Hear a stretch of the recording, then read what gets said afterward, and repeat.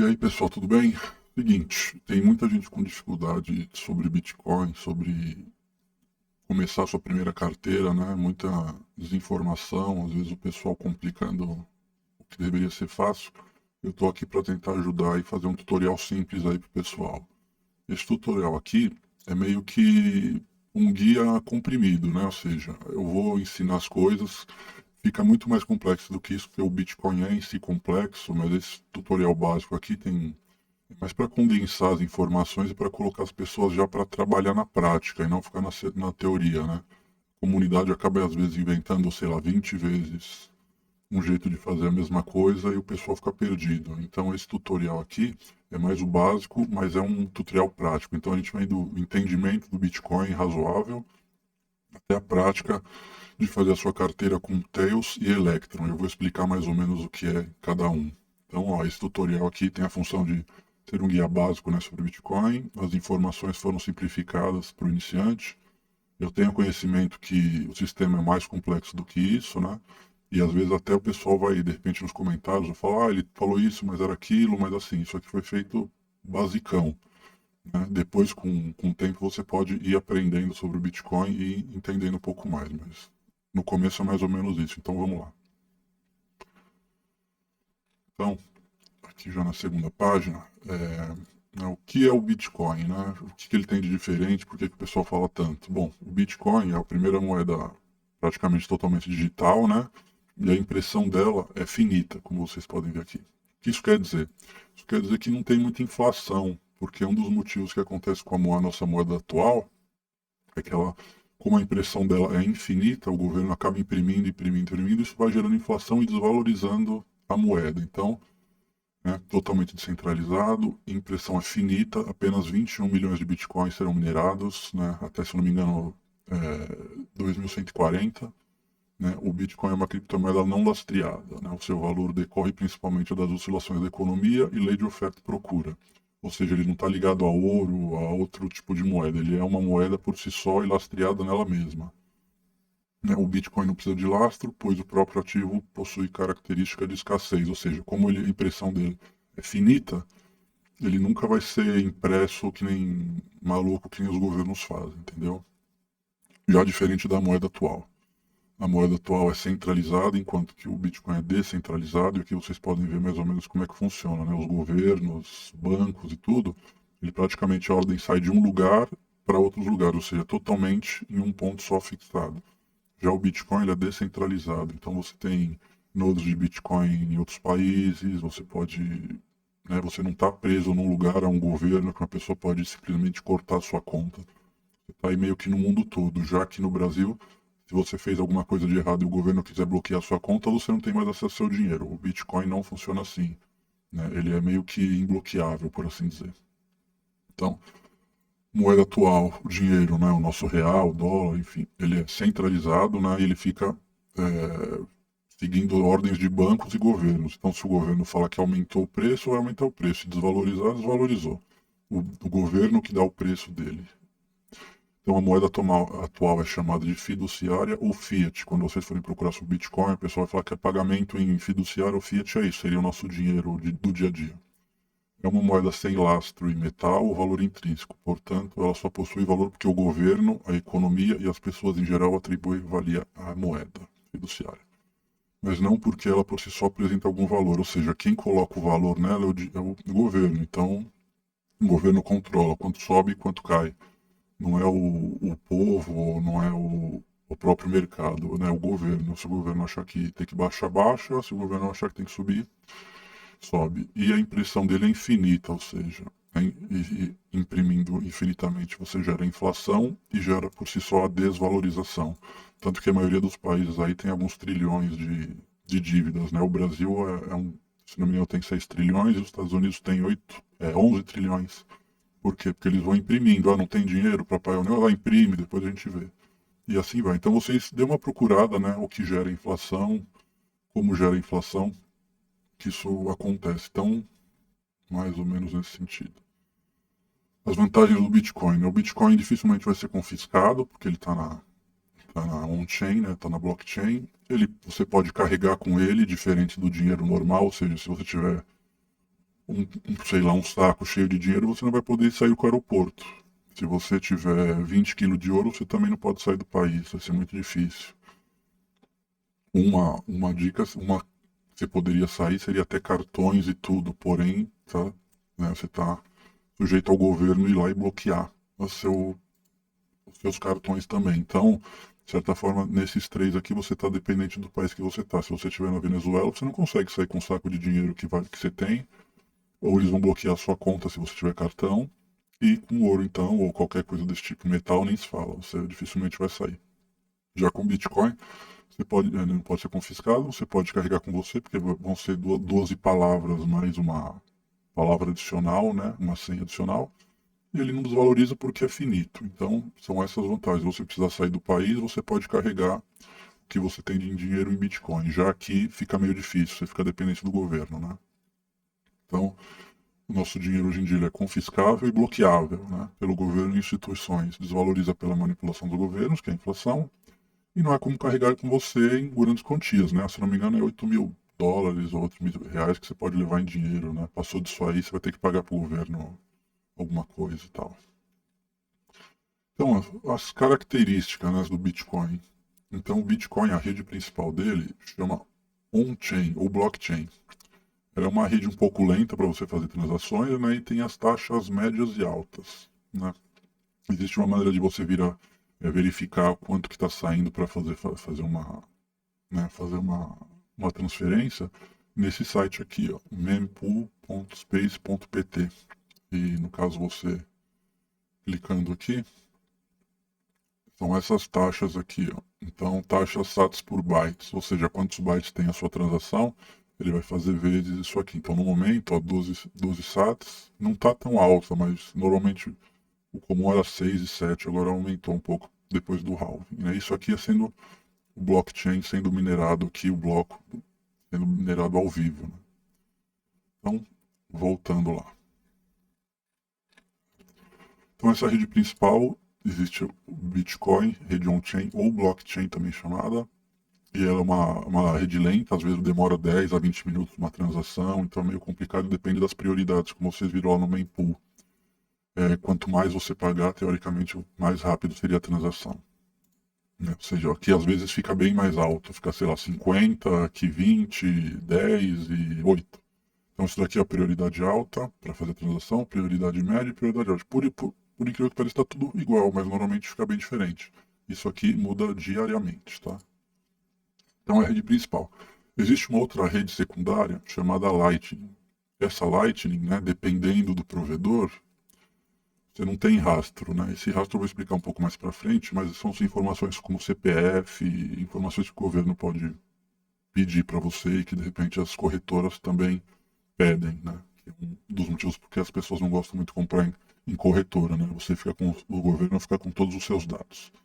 Mas então, essa rede secundária, você vai lidar com praticamente satoshis ou sats. São centavos de Bitcoin, ou seja, o Bitcoin hoje custa cerca de 330 mil reais, alguma coisa assim. E você, na verdade, você vai lidar com centavos de Bitcoin quando você vai fazer transações aqui, tá? As transações são bem rápidas e as taxas, assim, é bem baixo.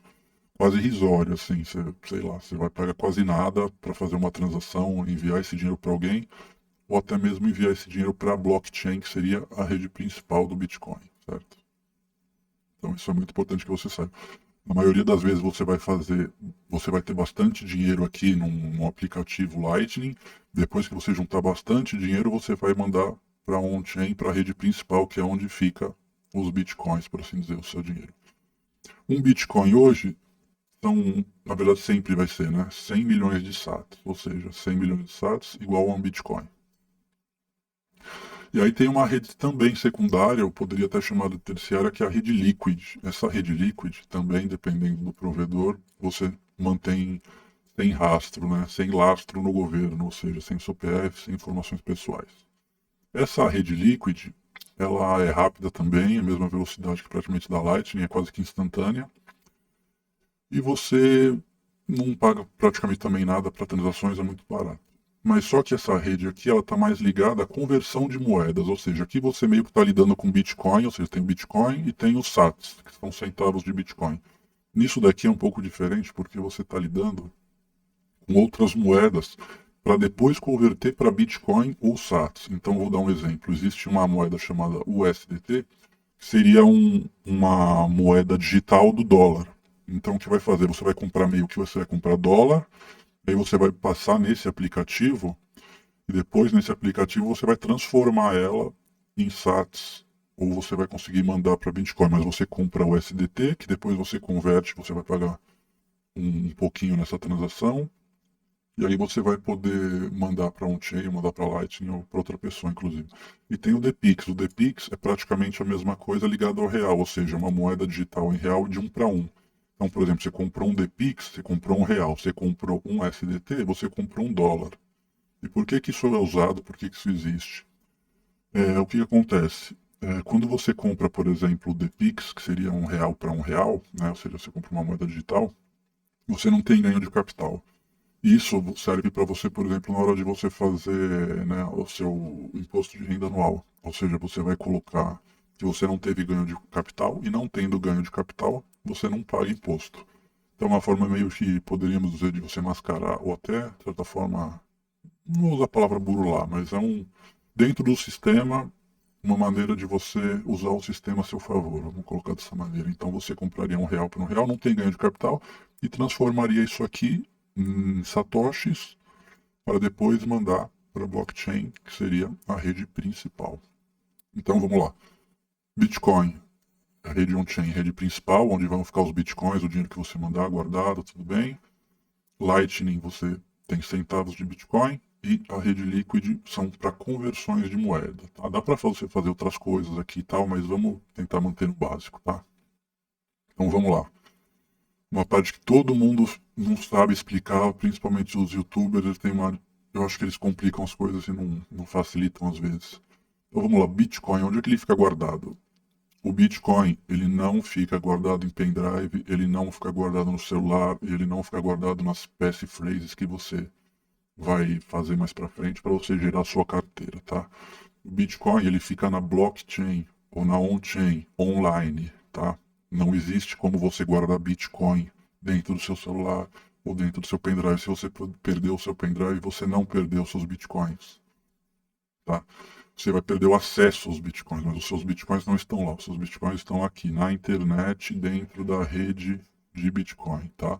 E aqui são alguns endereços para você ter uma ideia. Então, não se fixe nisso aqui quando o pessoal fala, você faz o pendrive, você perdeu o pendrive, você perdeu o Bitcoin. Não é bem assim que funciona. Nós vamos explicar mais para frente. Então vamos lá. As carteiras, elas guardam endereços, informações de transações. Quando você tem sua carteira Bitcoin, sua carteira guarda as informações dos endereços que são seus endereços. Certo? Seria como se você tivesse, sei lá, vou imaginar que você tenha 1000 gavetas, né? E cada endereço é uma gaveta. Ou seja, se você perdeu a chave da gaveta, você não perdeu a gaveta. Essa gaveta continua lá, você só perdeu a chave. E a mesma coisa aqui, isso aqui guarda a chave para os endereços. Só que não guarda o Bitcoin aqui dentro, tá? O dinheiro físico, entre aspas, que não existe, porque é dinheiro digital, ele não fica aqui. Ele fica dentro da on-chain. Então você tem, com isso daqui, você tem acesso aos endereços, tá? As suas carteiras guardam endereços, informações de transações. Elas não guardam o seu dinheiro, tá? O Bitcoin não vai estar aqui. Não esquece isso aí. Então, onde fica guardado o Bitcoin? Você pode ver aqui um gráfico de 2019, servidores pelo mundo, Bitcoin Nodes. O que quer dizer isso? Quer dizer que você pode rodar o seu Node em casa e o seu Node em casa ele vai ter uma cópia de todas as transações que já foram feitas no Bitcoin. Então existia na época, né, 2019, 245 na Rússia, 555 na Holanda, Canadá, Inglaterra, França, Estados Unidos, Alemanha, China, Singapura, então, ou seja, você tem uma rede descentralizada. Então seria como se fosse, vamos ser, múltiplos bancos. Você tem banco no Japão, 195, 245, então essa é a rede de Bitcoin. Hoje já existe no Brasil, até na África também existe.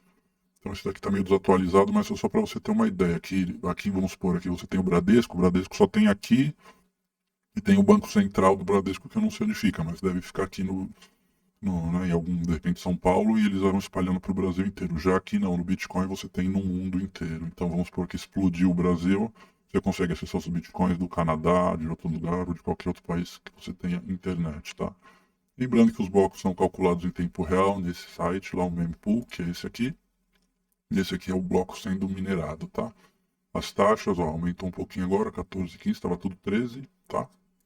Esses são os, se eu não me engano, os blocos minerados, os blocos serão minerados.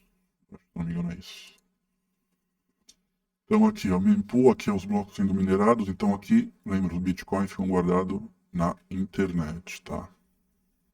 Então vamos lá, recapitulando. Bitcoin, a rede principal dele é on-chain blockchain, totalmente digital, descentralizado. Finito, 21 milhões de bitcoins serão minerados. Deve ser usado como reserva de valor, ou seja, guardar para valorização futura. Evite de ficar gastando, tá? Bitcoin é para você comprar, não é para você vender. Pelo menos não no momento. Daqui, de repente, 10, 20, 30 anos pode mudar, mas no momento é isso.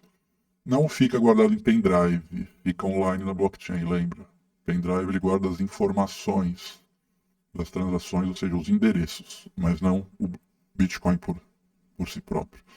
As taxas são médias e altas, mudam a todo momento, né? Como vocês podem ver aqui já mudou. Então aqui ó, os preços aqui mais ou menos, lá vocês podem verificar, certo? Redes secundárias do Bitcoin, que seria a Lightning, que é pelo menos a mais usada, tá? Centavos de Bitcoin. E a Liquid, que também pode ser usada para o Bitcoin, mas ela é mais para conversão de moedas. É uma outra maneira de vocês transformarem o dinheiro de vocês em Bitcoin em outras moedas digitais. Mas aí vocês podem aprender mais para frente em algum lugar, procurar na internet, mas sem pressa. Isso aqui é secundário. Isso aqui, a Lightning, é mais importante, tá? Vocês vão precisar mais dela. Extremamente rápida e taxas baixas para transação, tá? Então isso aqui é o básico do básico, tá? Que vocês têm que entender. Então, mais ou menos isso. Bitcoin é o principal. E aí você vai comprar satoshis para enviar para Bitcoin. Caso você queira comprar outras moedas e transformá-las para mandar para cá, você vai usar Liquid, comprar outras moedas para depois transformar em Bitcoin e mandar para a carteira de vocês, certo? Então, esse vídeo é simples. Agora eu vou fazer um segundo vídeo já com uma explicação mais prática do Bitcoin. Lembrando que ó, não pode ser confiscado, você pode carregar com você para outro país, você não precisa levar nada, a não ser as palavras que você tenha na cabeça, se você quiser decorar. Vou levar um pendrive ou levar uma folha escrita, as 12 palavras mais uma senha específica. Então você pode levar para outro país, você não precisa ficar com medo de levar. Você pode levar 1 milhão, 1 bilhão, 1 trilhão, e você não vai precisar, né, carregar com você como se fosse no caso aqui. Certo? Então é isso. Então esse primeiro vídeo foi esse, e o segundo eu já vou entrar nessa parte aqui do esse, que é como funciona o Tails mais Electron, que é como vocês vão criar a sua carteira, certo? Então espera um pouquinho aí que a gente já volta já.